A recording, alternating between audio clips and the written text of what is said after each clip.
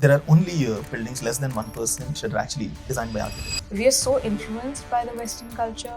That's how this whole glass ka dabba came into this country. The whole world gets affected by every building that is built, not just buildings that are made by good architects. Absolutely. And right from the drawing board. In today's date, the carbon footprint is definitely going to be the conversation for the next 1 decade. 100%. I like to believe that we are smart people. We keep complaining that we are not paid well. We think like unicorns, but we work like donkeys. We are not evolving as a community. One of the drawbacks of a profession is also that we are little egoistic. Little? Very confidently go to investors and people and ask this, because there is this one question I still don't have answered. This question was asked by the sharks in the tank also. So one thing that really my journey has taught me is to survive. There was a time in my college, I had only 1 rupee in my wallet for 1 month. There are people who are not so kind. People can be really brutal. There can be many ways of how people get back, and you have to make sure that you're doing it 10,000 times to get that perfection. What was harder for you, pitching on Shark Tank or pitching to clients?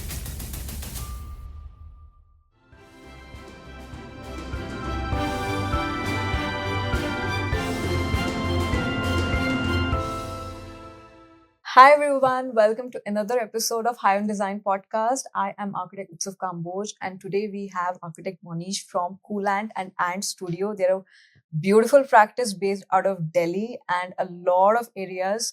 I'm sure you know him for a lot of work that he's done and for his famous product Beehive that is changing the way we are looking at sustainable products. But today, the conversation is not just about that. The conversation is about him pushing through boundaries, becoming who he has become today as an architect, about resilience, experimenting with materials, entrepreneurship, pitching for projects, getting people to understand the value of good design, design community, and so many things that you'll get a lot of insights on. So stay tuned. You are handling a firm, you're doing very well. You are doing CoolAnt. You've literally taken the country by storm with your product. You celebrated really well. I have to, credit where credit is due.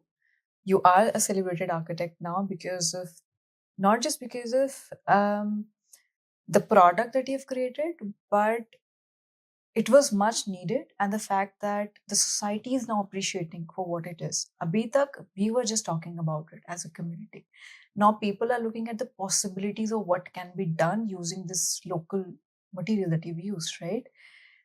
The country is appreciating you for creating that. I've seen so many comments on the videos where, videos have been made on your product, on you, and the comments are really good. And now you're creating this. Right? How are you wearing so many hats? And how did you make time for this podcast now? Tell me. No, I mean, definitely. First of all, thank you very much for having me here. I've been following the work that you're doing and also the conversations that you're creating in the fraternity. And I believe that I also, before I talk about my work, when I look at people like you who are actually trying to create a conversation with the audience and taking it, there was a time I thought that probably this is not so important or irrelevant, and something like that, or probably. But now, looking at what we are trying to do and all of it, I know how difficult it is to create this conversation. So first of all, congratulations to you for doing such amazing work. It is quite difficult, and not everybody is good at it. Yeah, and talking about different hats, and I don't see it as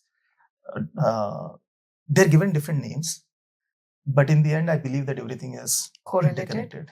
It's all one. Mm-hmm. And just we give it different names so that it's easy to handle it.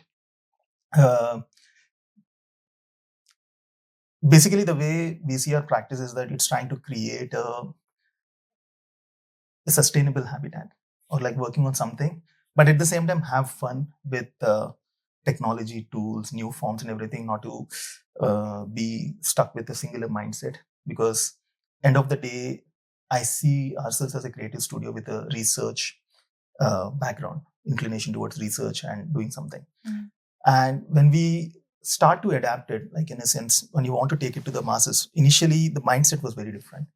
So when I was working just as an architect, my core focus was only on thinking of creativity and how do you make a different experience or try to make something, you say cool, but cool not the the actual cool, but the cool, and make it something like really stand out or differentiated. I think that's what we are taught in college. So whenever we would go with a new concept or something that is there, all the faculty would ask you that, what is so different about it? What is so like, why is this special? Why not? And all of that. So the mindset of an architect, or I'm not saying it is good or bad, just that has always been on creativity and trying to make something stand out and create a niche for yourself. But later, what I've realized when working on CoolAnt, I think what I've learned is that in the today's world, we need to balance it with having an identity. Of course, it is essential because it grabs eyeballs. But at the same time, we need to take up a role of a problem solver, where you can actually beyond the work that you're doing and catering to the client, but there is also like a problem solving involved in it. So the whole idea has been that, okay, let me do this, but can we solve a problem in a particular way? So if we solve it, then how does it work? And I would say that we are really lucky. A lot of people are doing amazing work. Definitely, when I look at some of the people doing some really great work, it really is inspiring. And probably we got a little lucky because definitely one of our product got what we did really good recognition and this thing celebrated. And I wouldn't say it like that, but like I said, we are lucky. No, you should see the comments. You will know. Yeah. So and to have gotten such kind of a response, like, really is nice, and also motivated us to go a little deeper, risk a little bit, and try more things, rather than actually getting stuck to one thing, saying that, okay, now you got recognition for one thing, why do we stop at that? Like, rather saying that, okay, so for example, the Beehive is really well celebrated, like a lot of people like really liked it. And so there was a phase in which earlier stages of my this practice of CoolAnt, when we would be in accelerator programs or incubation programs, some of the feedback that I got from people is that, okay, if it is a product, you need to focus on your MVP, a minimal viable product, or focus on one product, take it to the market, make it successful, and then go to the other ones. Yeah. But somehow I thought that's not meant for us. That kind of it cannot be generalized, because if I fall in love with one of the ideas and we are not experimenting with other stuff which could work, because I can clearly see that there are certain things which makes this product probably not something that can be mass adapted in all the places. There will be constraints. And being an architect, I know that when it comes to design, people will get bored with this after some time. Yeah. People want something different. Absolutely. So the whole idea has been, how do you innovate? How do you put back into the research? Try more things, and which product which works for, or which idea or something works for different the projects or locations. So that's what really helped us in saying that, okay, let's not, probably this advice we are getting is not meant for us. But that realization took us 2 years. It did not happen overnight. Because for the first 2 years, I was struggling with this thing that, let me make this work, let me make this work, let me make the Beehive, this thing work. Then later I said, okay, check it. No, this is not, it's okay. It doesn't matter what the media is saying or what the social media, like a lot of people are talking about Beehive. So the biggest for me, the breaking the barrier was on that first hurdle of saying that, okay, that's it. Let's not just be focusing on one thing. Let's try with more stuff and experiment, and then see how things will come out. So are you working on something? Yeah. So we have now 5 products, 5 different. We have the Beehive, Binary, the Aeroleaf. Then recently we started with Terabyte, now Ripple. So we have this started designing everything, but if all these were structured around how do you increase the performance of it, bring in the analysis, bring in the feedback. So how do you work on this product, make different these things, so that every product was trying to solve something. For example, the last Terabyte, we started using all the terracotta waste. So the whole idea is that, what if the walls are there, they can also provide cooling. Yeah. So use the recycled material, recycled bricks, the waste from the potters community, waste from the lassi cooler that we use in the north. So all of these go waste, terracotta. So can we use something like for the walls and try to create cooling with that? And where does it work? So we started, or ceilings perhaps. Ceilings. Yeah. So then we started looking at this particular technique for different spaces and different problems, and see how this can grow. And that's how it started growing. Like, that's the reason I totally think that everything is interconnected, because the research that we do at CoolAnt directly impacts the way that we design architecture. It also takes this thing. It just that, yes, I mean, sustenance is a little difficult, because at the moment, what do you say, that this takes up a lot of research.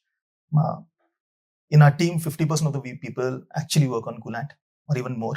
and working on the research, and actually less than 50%. Like it's almost like 50% works on architecture. And a lot of resources go into research, developing this, experimenting. And I bet the research team is having the time of their life. I'm sure. But I'm really grateful to a lot of people give us these opportunities, because we did make a lot of mistakes. And definitely the early adapters or the people who are given us the first opportunity. And we are really thankful that people really came forward, because in any product, actually, it's not just us. What I realize is that when you're trying something new, you'll always learn and make mistakes and don't go forward. That's how life is, and everything actually happens like that. So I'm definitely thankful, because when I look at the mistakes and some of the pain they have to go through and some of the struggle, I feel like internally really frustrated that that somebody is taking a risk and there are still some niggles that we need to solve, or things which we keep on adding. And but also it feels good that we had people like that who trusted us and given us some opportunities like that. So yeah, that's about CoolAnt and this. But the third thing, like I said, is again the software that we're working on. The platform, I don't want to call it as a software; it's very boring. So it's a platform. Platform is a more cooler word. And I think that's the right word also, I believe, I hope. Is that when we look at an architecture practice and a product, they both have a different approach. Yeah. How do you take those approaches? I was going to ask you that. It's very so for example, you're working on a project. Even if it is 10 lakh square feet, 20 lakh square feet, or 2 lakh square feet, whatever it is, or even a house which is 5,000 square feet, it will take you probably 2 years or something to finish the product. And you're doing it once. The way the product work is, the scale is small, but you have to do that. But you have to do that 10,000 times and do it perfectly. Yeah. And you have to master that. Yeah. So your effort goes into mastering that one thing, which you're going to repeat again and again and again. And there is, people are really brutal. Like I said, it's lucky to have people who have been very kind, but there are people who are not so kind also. People can be really brutal. They don't pay you, whatever. Like there can be many ways of how people get back. Yeah. So you have to make it perfect. And you have to make sure that you're doing it 10,000 times to get that perfection. So these two are completely opposite to each other. And that's where I learned that, like, I'm working on a service, which is a consultancy, working on a product, which is CoolAnt. But then the problem that I came across is that when we really want to talk about hardcore sustainability, in today's date, the embodied carbon, the carbon footprint, is definitely going to be the conversation for the next 1 decade. 100%. We will be talking about basic things: carbon, water, air. These are the things that we are going to be talking about for the 1 decade, 100%. Right? So we thought, while hopefully there'll be a possibility for us to expand and also work on clean air and clean water in the future, let's hope. But then at the moment, the idea has been that embodied carbon is one thing that we can probably help also talk about and bring people into that conversation and involve a lot of people and help people make quality decisions, because everything that we pick, everything that we make has an impact on the carbon footprint on the planet. Yeah. So we are working on this, but in a way that not everybody can afford an architect, right? It is an expensive profession, no doubt about it.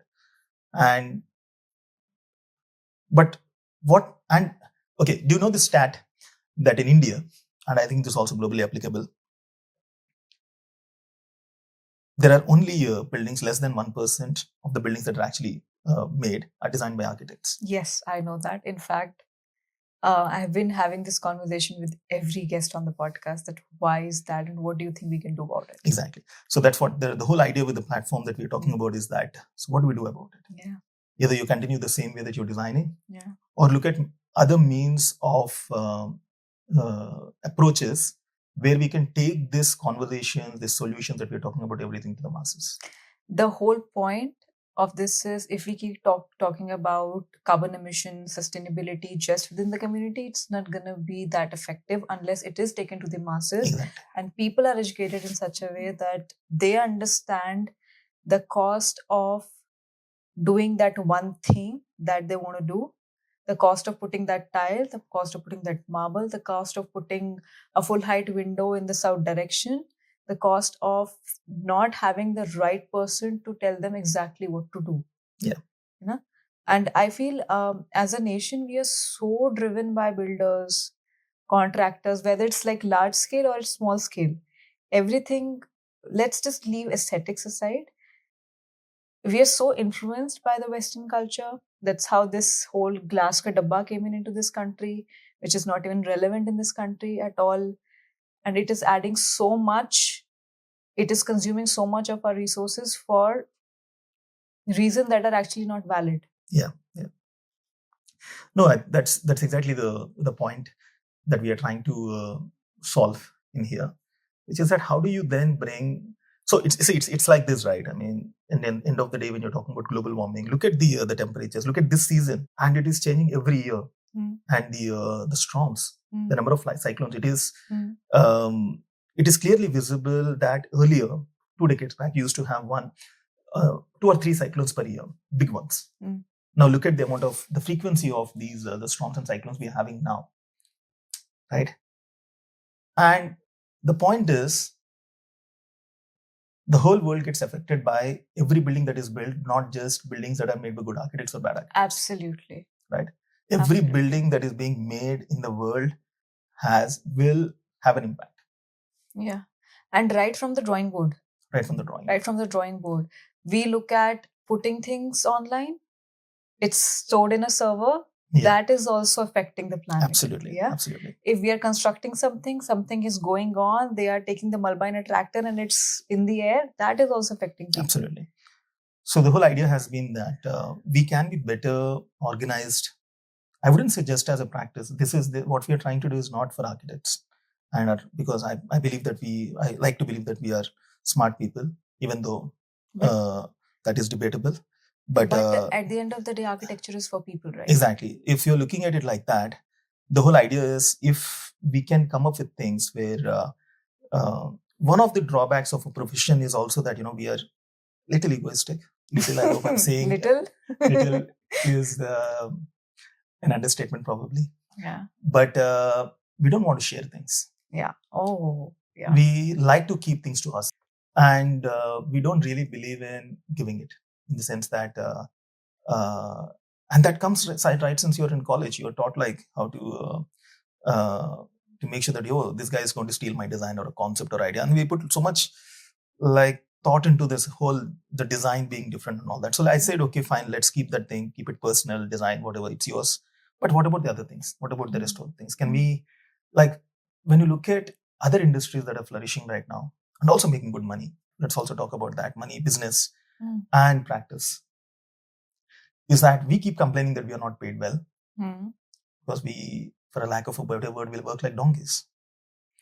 We think like unicorns, but we work like donkeys. And for the reason for that is that we keep doing the same thing again and again and again. We are not evolving as a community. That's as a community. Yeah. So what happens is there's a lot of waste of time in this repetition of work that we do. But if you look at the way the IT industry works or any other industry works, look at the fashion industry. People share. Yeah. There are communities where people are share the information, share the data that is there. You save that amount of time that you're investing, and time is money. And then you keep repetition, whatever is there, and that's how you grow. It's a healthy competition, whichever industry you look at. If one person, OpenAI made AI, everybody made AI. Everybody introduced ChatGPT, everybody plugged it in somewhere, and everybody is adapting it. So I'm sure most of the audience, like, they already know this. Yeah. Even with the toughest of the competitions, like let's say Samsung and Apple, they're fighting with each other. Yeah. But in their mobile phones, both of them, there are patents of Apple in this, and also created by Samsung. There is you exchange. Absolutely. They're reused between the people. They're not stuck to one, right? People share information which are in common forte. Correct? Yeah. You will see it in the automobile industry. Yeah, absolutely. Right? People share information. And which is not, surprisingly, we as a civilization, we're evolving, but when it comes to construction, we still work in silos. Yeah. So the whole idea behind the platform is exactly that, like wherein we can, first of all, make people make the right decisions, especially with respect to materials and how they're doing it, streamline the workflow and everything, and also at the same time talk about open source. How can we share information? How can people come together, share the information or the drawings or anything, and why put so much value on that? People share it and create a model where it also helps them in generating revenue. So that it's not just about sharing it. Also, like if I'm sharing, probably if I'm getting some kind of royalty out of that or something where people are using it so that the other person doesn't have to do it all the time. Getting information and all. I think that's how I believe that we should grow as a community, so that can have both create revenue models that can help us in coming out of these conversations of why do we make less money all the time. I'm sure we are in closer people will talk a lot about this. Right. So, you told me a few minutes back that now CoolAnt is at a place where it's able to sustain by itself. So all of this, everything that you're building, is being backed up by your firm, by resources, and you're just looking at it as like one big umbrella where you're just trying to solve different levels of problems for people. It is a bigger umbrella as an ant. I think that's the idea, but we have this small verticals under this. So this is that's the idea. But then each has its own essence to it. Now, one of the reasons why I could not very confidently go to investors and people and ask this, because there is this one question I still don't have answer to, which is why do you have two different things? And architecture and CoolAnt has two different things. Because it's correlated. But two different. Why are they different? They're correlated. Why can't it be one? This question was asked by the sharks in the tank also. Okay. The shark tank. Okay. So the answer that I have, like in my head, is that I want Ant to be a think tank.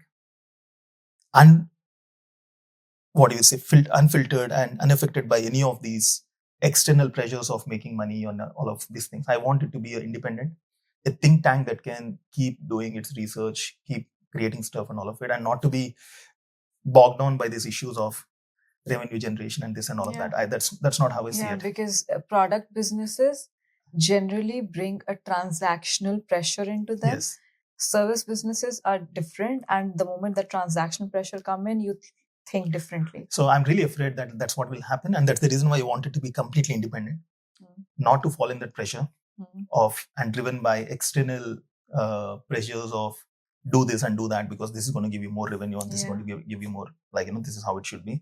That's the reason I want it to be different, because eventually it's very taxing. It's mentally taxing. Yeah, I mean, like I said, I'm very clear. That's what I'm not going to like.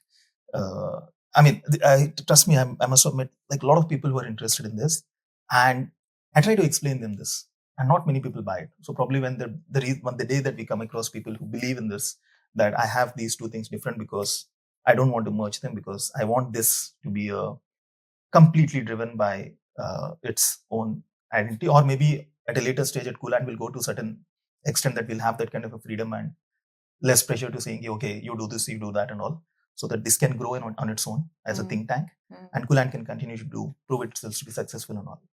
And that's the idea why these are, even the software that is there, and we are making it. And honestly, I haven't thought about that, whether it's part of the same umbrella, they're interrelated or same or something. Honestly, we haven't come to the decision yet. And at this point of time, it doesn't matter. The way I'm doing is I just make it. Jab banega, when people start using it, we'll figure it out. Okay. Okay. There's something I want to ask you. Why Ant? What's the story behind it? Ant, when I was doing my this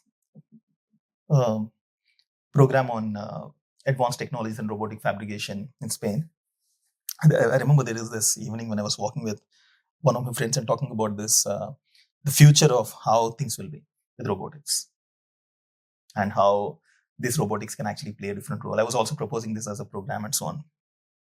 Then this came this idea that if we guys have to start fresh today, fresh, completely, a blank canvas, okay? But the only condition is take only the knowledge and the learnings. and let go of everything else, Mm. the learnings and the knowledge and technology that is there, and you're starting on a blank canvas, would you still continue to build the same way like we are building right now?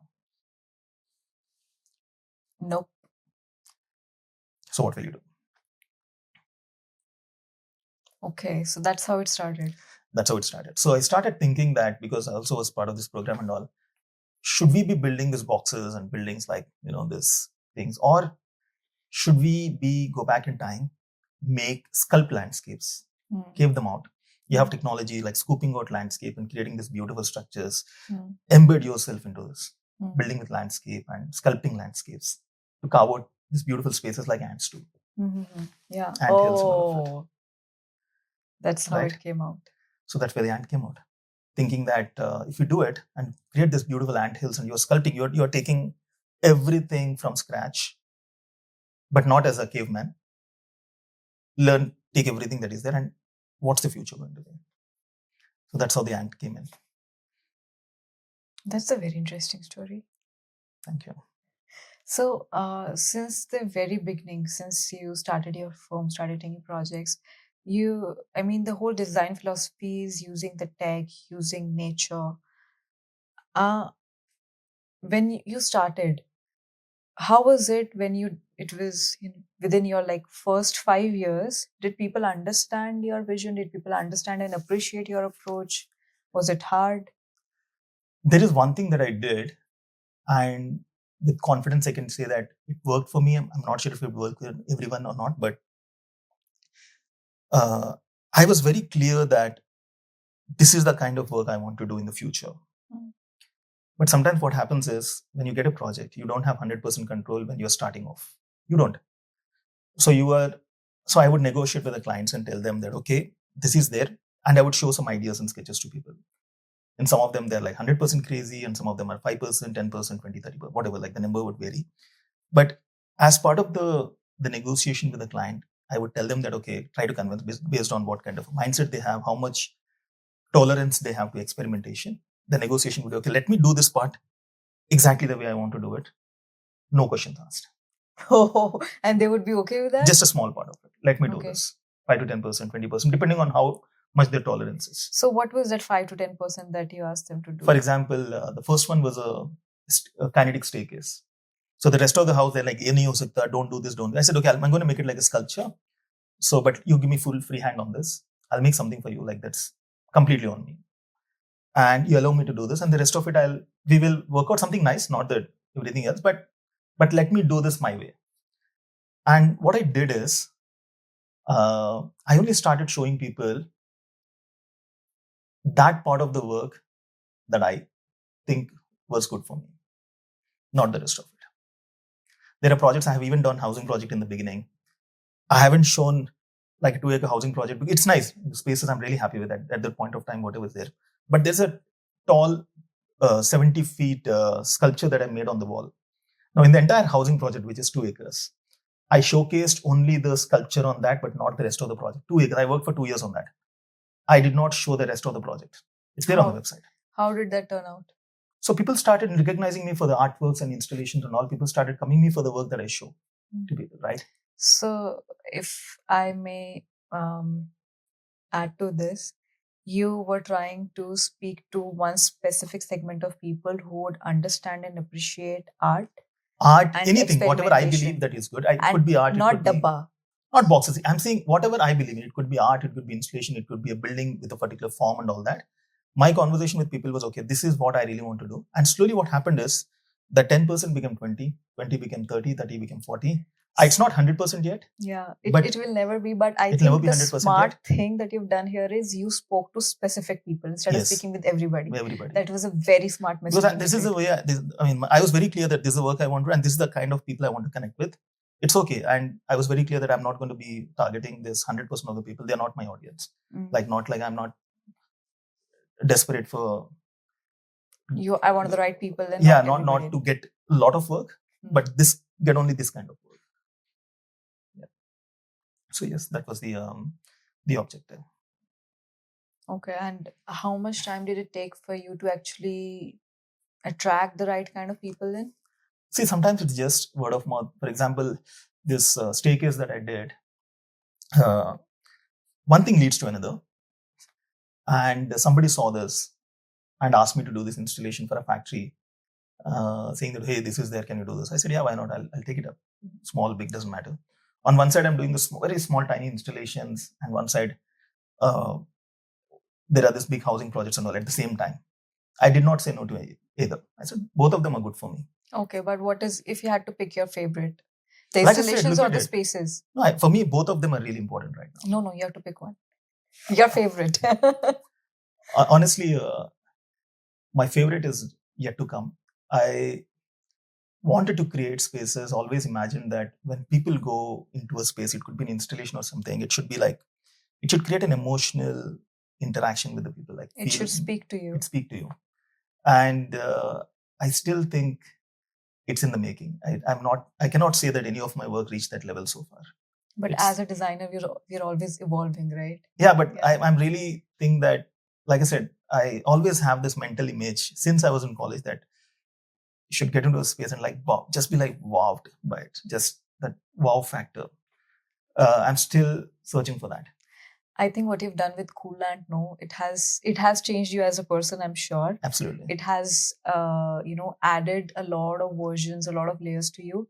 And I think with what you're doing on the platform as well, when it goes public, when you go through that experience and you become that person, I think then it will happen. I hope so, but I really hope so. But it's going to be an exciting journey. It's an exciting journey because like I totally believe that, I'll just tell you something. I'm really happy with CoolAnt and think whether things are there and all of it, but it still gives me this every day, the chills, the cold feet sometimes, and saying that because it's a long runway and we are still like trying to, I know that there can be so much more done to it. Like it is a journey and we have only done so much. And so when when you can clearly see that, okay, this is what is possible with this and we only have achieved this much so far. But we can see that there is so much possibility that can happen with this. And then that really, I don't know whether it's a good thing or a bad thing, but then somewhere that tones you down. I think it's a good thing because it kind of tells you that, okay, keeps you grounded. It keeps you grounded and you're not there yet. So, because I clearly know that whatever version that we're making right now, there are 10 more that are possible. If somebody gives me a lot of money, I'll make all of that. So that's somebody please give him money. That's what I keep telling my team that, guys, all we need is money right now. Like someone to invest and we can do crazy shit. Like, we can do a lot more stuff than what we're doing right now. And so there are a lot of possibilities that really excites us. But at the moment, like I said, I'm really happy with. I'm really blessed that we get really good response. But it still feels like abhi hum log bahut kuch karna hai. Because there's a long way to go. It's a long way to go. There's a long way to go, and there's a lot to do. And but yeah, so I don't know. The best is, I hope, is yet to come. Yeah. That's the beauty of creating something. Now you start with something, and then the process follows, and then you create something that you thought, okay. Yeah. What just happened? Yeah, absolutely. So, your son, he's 10 years old, right? How does he derive from you creating these innovations? Is he interested? Is he intrigued? Is he learning from you? One funny thing happened recently. I took him to a site. I just drag him, and definitely I'm not imagining that later he'll become an architect or whatever. He's in that phase right now where he wants to be a sportsman, which is fine. Which is great. Yeah. And it keeps evolving, and I'm sure he will gain more and he will change. But I took him to a site. I keep taking him to different sites and showing him that, hey, listen, like this is what we did, this is what it is. And this project I took him to is a very sculptural, organic, like a big animal shelter we're making, but very super organic, fluid. And showing him, like, I'm super excited. I want him to react, saying that, Papa, this is whatever. Like, I did not have any specific thing in mind. But what he said, I asked him, hey, Urvish, what do you think about this? He's like, इसमें कुछ नया क्या है? आप ऐसे तो काम करते हो. So he's like, oh God. आप ऐसे तो काम करते हो, इसमें नया क्या है? And but I was at the point, I was also happy that he recognized that this is the kind of work I do, and he thinks that is normal. Yeah, that is the bare minimum for his father. And he's like, so I was stunned. I was like, I did not know what to say. I should be feeling happy or whatever. But I was subtly happy that he thinks that this is the work I do, and so he has that because kind he's of still work. a child right now. He's 10 years, too. and he recognized that this is the work I do, and I felt like on the foundation level, he recognizes that this is what my father does. What my father does. Yeah. So I think if he gets into sports, he learns a lot of resilience, and then he gets into architecture, he's going to be 10x better than you. Yeah, I mean, he asked me all of these funny questions, like which are extremely, sometimes very surprising, and kids sometimes can be like really this thing. So one day we are going into my mom's place, and Papa, आप news में आते हो, ये आते हो. मैंने बोला हाँ. So you're famous, right? I said no, I don't think I'm this thing famous. नहीं, some people know me, but it's not like that. And he's like, अच्छा फिर आप I don't know whether I should be saying this or not. He's like, घर क्यों नहीं खरीद लेते? मैंने उसके बोला. That's a very genuine question. Genuine question. I looked at him and said, because I keep investing everything in whatever the work. I looked at him and said, the only thing I could tell him is, तुम्हारे माँ ने भी मेरे से सवाल नहीं पूछा है. Such a investor. And my mom was there. My mom was surprised, and she was like, please ask him that question. Please ask him, like, do something. I was like, so the kids are, it's different. It's they throw you such questions that you are like. It makes you think. Yeah. I was not expecting this thing and saying like, मैंने बोला that's like, don't worry, हम बाद में बड़ा कर ले लेंगे. So that's all you can tell. That's all you can mutter, saying that, because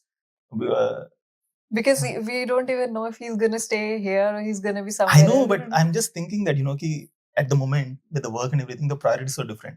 Yeah. And for the kids, it's more like, कि आप ये करते हो, वो करते हो.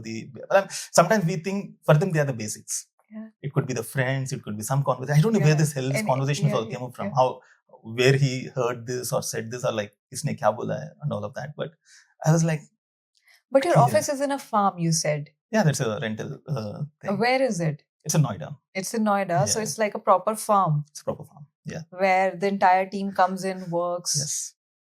Whoa. So they, whenever they're stressed, they can just, walk barefoot in the grass and just cool themselves down? Absolutely. It's a farm with a lot of animals, some beautiful horses. Acha.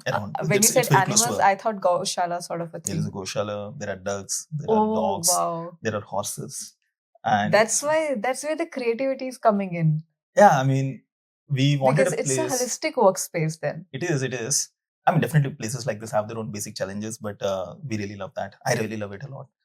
But it's not like a regular workplace. It's not a regular workplace. And then it comes up with its own set of the beauty and the nature. But at the same time, what do you say?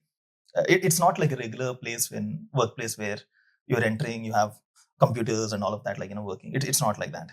Yeah. I'm sure. Yeah. So can I come sometime for a tour? Yeah, sure, please. I'll come. Definitely. We're gonna talk about that on a very different episode, probably. For sure. Most welcome. Yeah. How's it like when you have your, your life partner, business partner as the same person? How has it been like? It is good, definitely, because if you are from the same background, it's easy to converse and all of it. And at the same time, sometimes you have to draw a line, because when you come back home, you start to, you want some space where you are, what do you say? Just you, and not discuss these things. I think, in fact, my life partner, when we got, that was also one of the reasons why we actually connected also in the first place, because my ideal partner earlier was someone who I can work with for many years. That's how I was like searching, but I was not happy with anyone. And because that's what I was looking for. But then I connected with someone where I was not actually discussing work. And for 6 months and 7 months, she's also from interiors background, but we were not actually talking about architecture, interiors. And we connected because probably I was looking in the wrong direction. And then I said, hey, I can talk even without discussing architecture. So I never thought I can do that. Or I can talk about work, because I'm a workaholic. I would go on dates and only discuss work and projects. So then I realized that I can do this. So that kind of connected. So I made my decision of choosing the life partner because even though she's from the same background, with this possibility that I don't have to discuss work or talk about these things, the possibility, that was one of the deciding factors too. But yeah, I had a different mental image in mind earlier. And did things change? Like now you have a son, right? So now the approach is different. Being a father, the approach is different. You're still, when we are just married, right? It's just business we have to look at. Now we have a child. Yeah, there are some financial responsibilities, personal responsibilities, dedicating time, and those things. Did things change in you after becoming a father? Definitely, it changes. I think I learned to become faster after that.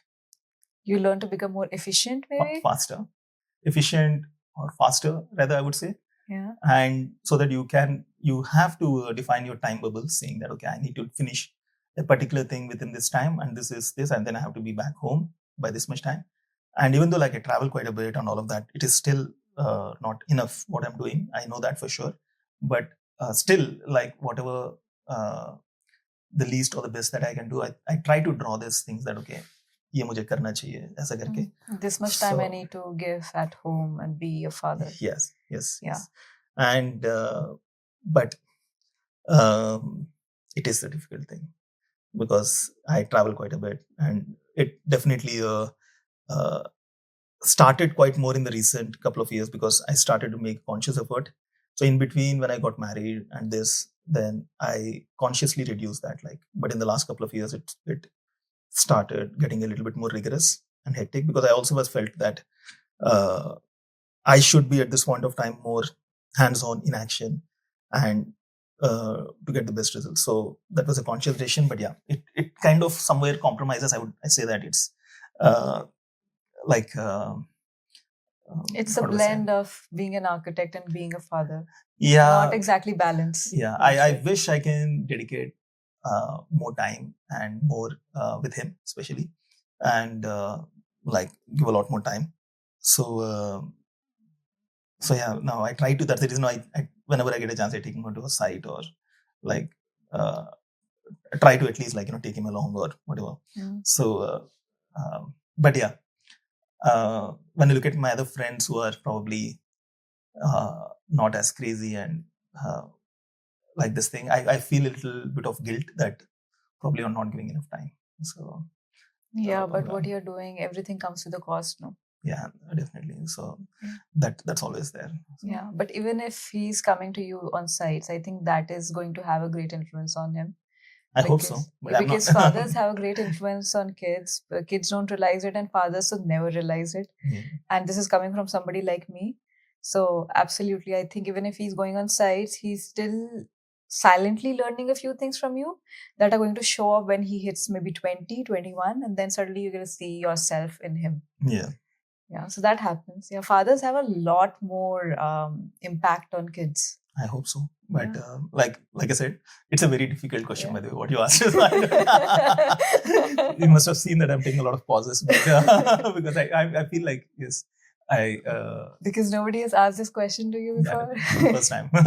So yeah, that's the whole point, that's the whole point of doing this episode. I would want people to know you as you, not just as this architect, not just as this celebrated person, as somebody who is just a human being, who's just a regular guy, and who is trying to do the right thing by the people, for the resources, for the planet, for his kids, for his clients, and still be, him.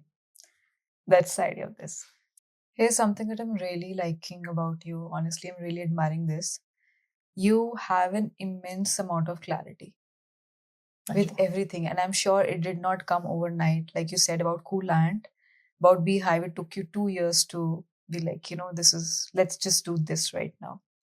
And you have immense amount of clarity for your practice, for where you are, where you're based, for your kid, for everything. How was it more like a influence from your parents, or did you evolve as a person as and when the time came? Definitely, upbringing has an impact on who you are, no doubt about it. But you have you're really clear on you're in the business, but you are not tainted by it, if you know what I mean, right? And that is what, when people look at pursuing something, they just think about running towards it.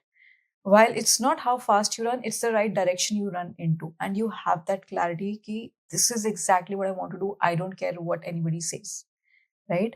So what I'm trying to ask is that like an influence that came from your parents? Is that something you were brought up with, or did that come over time, as and when you tried your hands and succeeded and failed in life? See, there are two things in my journey, which one is my childhood definitely uh, is something that when I look back, uh, it was, I wouldn't say that it was a very humble like a background. I mean, we come from uh, an average middle class Indian family, right?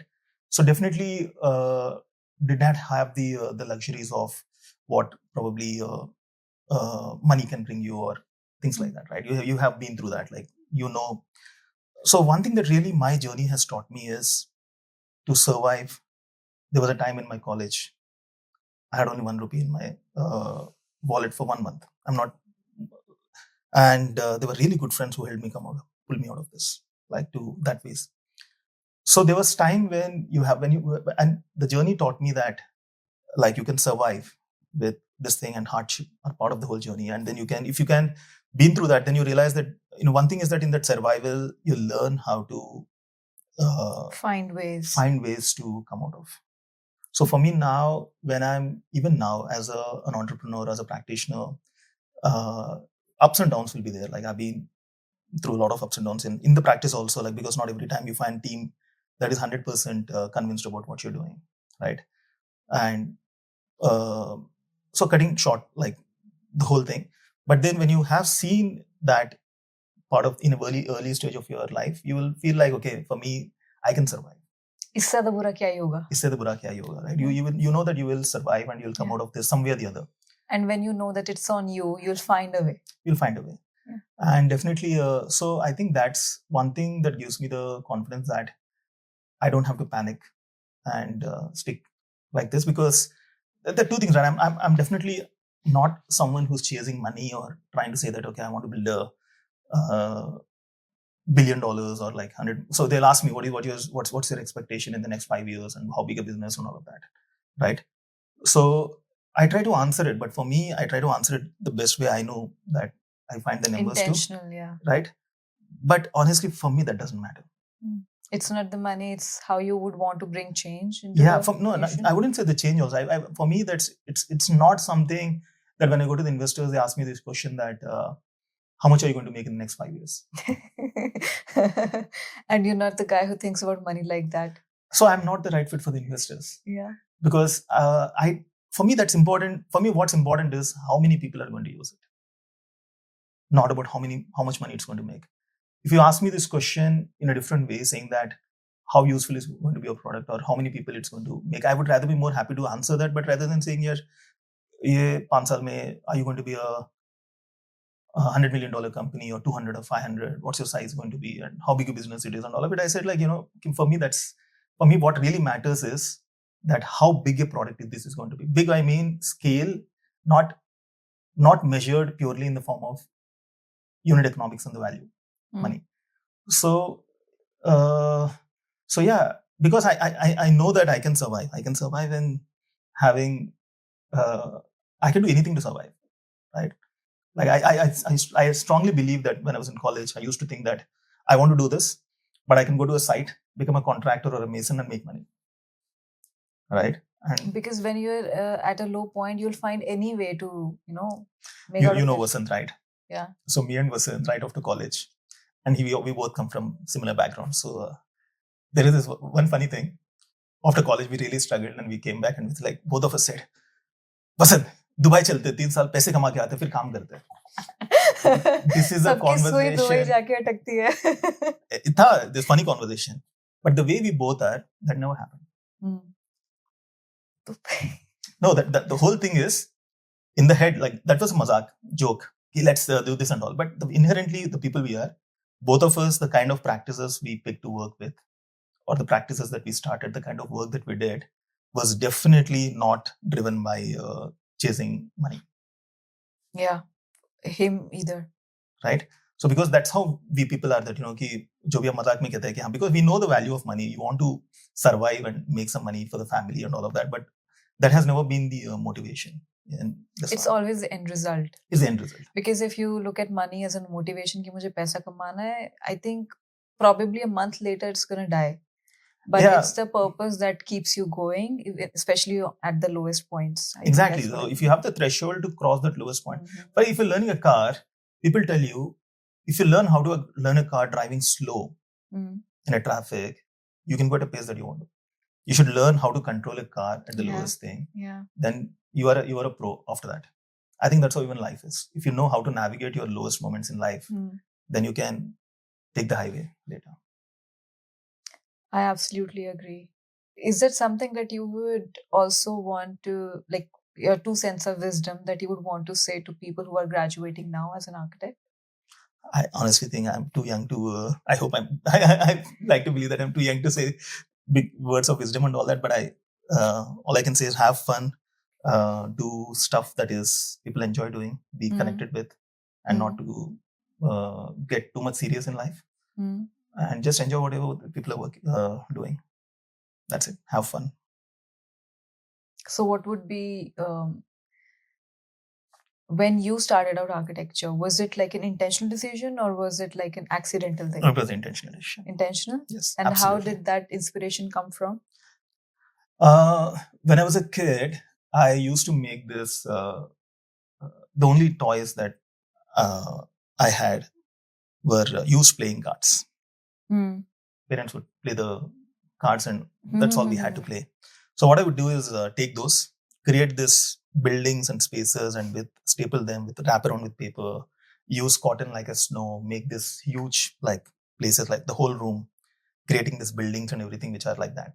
When I was a kid, I never thought that will be. So when I came to know that something like this in my 12th, when I was giving exams, the only thing I had in mind was my childhood where I was making this thing. That was architecture to me. I'll make spaces and buildings like this. And I used to give each building my grandmother's name and this and that like that. That was architecture to me. I thought, oh, this is really cool. I think I'll really like this. So I picked it, knowingly that architecture ka matlab main ye kar sakta hu. And I think it was meant to be. I'm happy with the decision that I picked that. But I was also good at math, computers, programming, and all of it. I think that's where the technology comes into play, like this one. So either I could have become a very good astronaut or a computer engineer. I was going to ask you, what would you have done if you were not an architect? Yeah, so what I do right now is that I try to bring that element of what my alter ego into this by bringing those elements into this. For example, the platform. So there is inherently, because I was very good when I was a kid with computers and the programming and all of this, like really good. I was almost, I think, hit 100 in my 10th standard board exams, 100 on 100, something like that. So I was like very good with that. So what I do is that I try to bring those elements into the design. And so I feel like I'm still doing that bit also in a way. So I'm not missing out on anything. So. Wow. Yeah. All right. Right. So when you look at your business right now, it's one entire business, like you said. It's just you've given it 3 different names, right? When you look at something, whether it's your practice, you're building new products at CoolAnt, or now you're building this platform, how do you think about money right from the point where you're investing? How do you think about investing money in that, investing money and resources into that? Honestly, I don't think about it. You don't think about it? And how do you think about the revenue making circle out of it? See, most of the work that I do is okay. There are many things that I like to believe that I'm good at, but the thing that I'm not good at is probably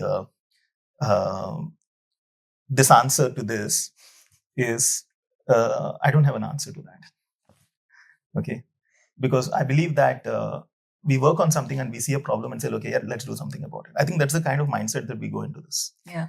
And not with a mindset ki isme kitna kharcha hoga and No, How I'm much? not No, asking. I'm just saying. And also, how are we going to make revenue out of it and all that? Like, so. No, I'm asking from a business model perspective. See, the business model is simple. Do something good, money will follow. That's what I believe in. Like, if you do Okay. something that is useful for people, Mhm. I think busyness or the word busyness, keeping yourself busy, is a byproduct.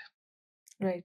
So you do not have a strategy in place. You first My focus strategy on is building simple. something. Make great products and the revenue will follow. That's it. And there's no bigger, I don't have an answer to that. And like I said, just do something that is amazing. People find it useful. They will take it, they'll buy it, they'll invest in it, and you'll have the revenue. And that's it. That's all I know. And I personally don't want to think anything beyond that. Like, for example, even this platform, it started small, but it is now way bigger than what I really anticipated. Because when we were working on it, we like, okay, let's do this, and add on all of it. And I don't even know how we're going to maintain that platform eventually. I'll probably, when we reach out that stage, I'll figure out that. Yeah. So at the moment, we are only focusing on building it.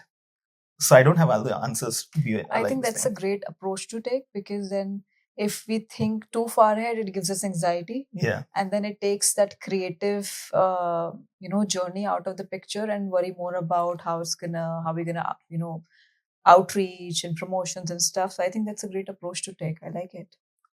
I'll tell you this one story that happened with me a few years back. I was working with someone. I got this, not, I wouldn't say way too senior, but someone who has a little bit experience of business development and handling businesses and all. And she was used to look at the business side of things, and I would be focusing on the technology, the product, and all of that, like something like this. And so she would be asking this question about what is the runway that we have for the next 6 months. So what it means that how much money are we going to need? How are we going to sustain and all of that? And she would really freak out. How's this going to work? We're not going to have like that. We're going to collapse anytime. And definitely after 6 months, we could not actually have it anymore because we don't work like that. And like, I don't know what's the runway for the next 1 month or 3 months. I think that's how the whole culture in the studio is. Like, we are struggling, we are doing it, and we still do it because it's just, I believe it's something that really drives us every day. Not because there is a runway or there is a strategy and big strategy in place and all of it. I don't want to invest in those ideas anymore. There was a time I was actually looking at hiring people for handling this side of the thing.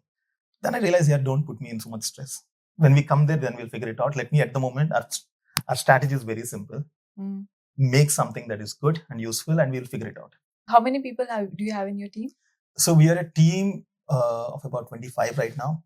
But the way that we work is almost half the people in the studio, including me, we are always at sites. So the team that sits and works in the studio is roughly around 10 to 12, 15, something like that.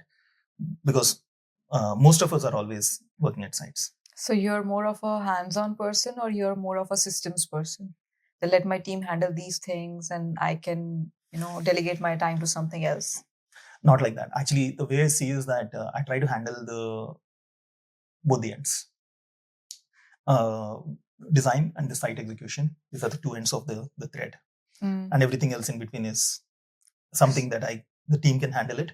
So then you have the control on the ends. Okay, control in the ends, and everything else the team is handling. So it's the like team, having like organic, like basically I step in whenever it is required in between. Yeah. Because the ends are really important. How you design, what is the philosophy, the intent, and then how you execute it and bring it on ground.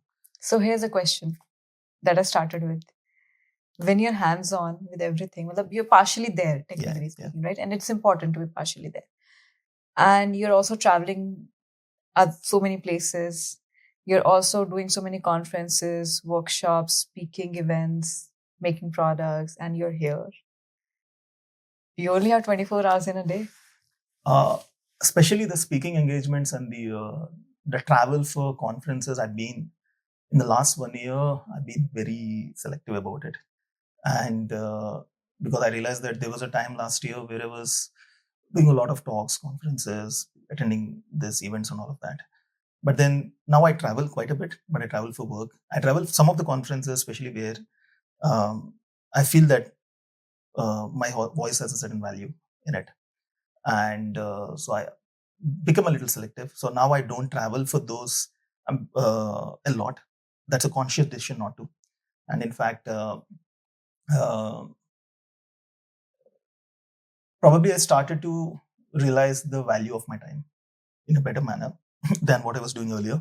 So now when I travel, for example, like I said, now my next visit is go to a project in Srinagar where I'll be there for quite some time. Yeah, And the I'll one be that you've been going back and forth. back and forth. And so I'll make that place my base and move around considering that as my base. Then different projects and different things like that. So, so for example, last month I was in Vijayawada. I was almost like there for in bits like 2 weeks and 7 days. So what I do is that I make these places or the sites my base and then move from there to wherever I have to. Could be even coming back to Delhi, but I don't consider Delhi as my base when I'm clear that that's where I'm going to be for the next 2 weeks. So even if I have to come back to Delhi for any meeting or something, I'm positioned there, not here. So that's how I'm mentally prepared. And so it's nice, but it has its own challenges. But I think that's the only way I see that we can do things our way, because you visualize things a certain way, you design a certain way, you want them to be built a certain way. Now, without doing this, I cannot expect you're going to get some really fine results from a site. Okay, we have some rapid fire questions for you. Yes. Okay, so one you've already answered. I want you to finish this sentence. Good architecture should never blank. Should never be selfish, or should be just for the sake of it. Should never be for the sake of it. Okay. So, what was harder for you, pitching on Shark Tank or pitching to clients? Shark Tank. Shark Tank was harder. Yes, definitely, because I'm used to pitching to the clients, and we connect. We're talking to one-on-one. There, it's more on the lines of I mean, you have to frame it in a particular way, and your conversation is limited to that small. Like, were you scared? You were going on TV scared. In front of so many people. No, definitely not scared. But I felt that in that short span of time, they wouldn't know you exactly what your product is and everything. But so the toughest part is that you wrapping up your entire who you are, your business, and everything in that short time. So it's like a jury. Actually, there's quite intense preparation behind that. Like quite a lot. Yeah, quite a lot. So do they give you like pointers that this is what you need to prepare, this is how the framework is supposed to be? They definitely give you guidelines. They help you. There's a very nice ecosystem around. One thing I really like about Shark Tank is that the backend team, they really want everybody who's going on to perform really well. So they'll be like the practice, the pitches, and sharpening your entire narrative, all of this. Yeah. But ultimately, it's your story. Yeah. Who you are and what it is. So you just put your story in that framework and make it. And like then, but everybody's story is very different. So what they do is that they kind of help you with like brushing up your things and how you are talking, your body language, how do you concise it and all of that. So that's a very, very good thing what these guys do. But ultimately, like I said, when you're there, you're on your own. So, but it was quite something. It's maybe because I'm used to juries and talking to a lot of clients, but there it was the first time. It felt natural to you. So, like I said, I'm talking about the other question, whether it's clients or this. The clients, architecture, design, and everything comes very naturally. So I don't have to really. You wake me up in the middle of the night, I can talk about it. But when you're talking about business and numbers and everything, you need to be like. It's not just your product. Selling the product and the idea is very easy, but there are a lot more things about the unit economics, cost, all of this. So it takes a lot of preparation for that. All right. Your go-to design software for all projects? Rhino, Grasshopper. Yeah? Yeah. Are you going to build your own software sometime? I think you will. No, I'm already doing this, the platform where I believe, honestly, maybe not. Yeah. I'm more inclined towards a platform because I started to think that platforms and stuff should be so simple and really dumbed down so that to the extent that a common man should be able to use it. Now the challenge with softwares are that only an intellectual few and who are brainy can actually use it. Yeah. Somebody who's tech savvy can pick up, but others can't. Like I said, I'm really more inclined towards solutions which are, because see, our attention span is now in seconds. We are 3 so used to seconds. 3 seconds, like tuck, tuck, tuck, tuck. We are in the whole process of just swiping and just scrolling, and this is the way the people are, right? So now the solution should follow what people are like doing. So definitely not a software for sure, but a platform that where, like I said, mass adaptation where it's useful to the people. I'm more inclined towards that than actually a software. Okay. That's about it.